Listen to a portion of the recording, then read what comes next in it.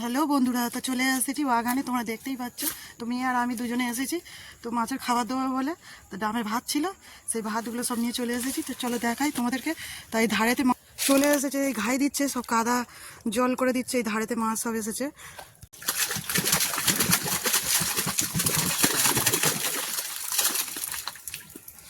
তো এক্ষুনি খেতে উঠবে মাছগুলো, সব তো ঢেলে দেওয়া হয়েছে। সবজি যা ছিল সব সেইগুলো দিয়েছি। এই দেখো বন্ধুরা, কি অবস্থা দেখো মাছেদের। মাছেরা সব খেতে উঠছে, ঘাই দিচ্ছে। তো এই ধারেতে মাছ চলে এসেছে। বাড়ি মাছের খাবার তো দেওয়া হয়ে গেল, তো বাড়ি চলে যাব। আর এদিকে দেখ, এই জমিটা ধান চাষ করা হয়েছে, এটা পুকুরের পাশে বলে। তো জোয়ারের জল দেবে না, তা পুকুর থেকে জল দেওয়া হবে। তো আজও জল দেবে, তো তলা বাড়িতে দেখো জল কোনো একদম নেই।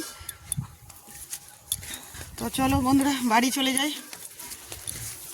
বাইরের এই মাঠের মাঝখানে পুকুরটা দেখো, কত সুন্দর ঠান্ডা, কোনো শব্দ আওয়াজ নেই। হ্যাঁ, কি বলছো সেতু?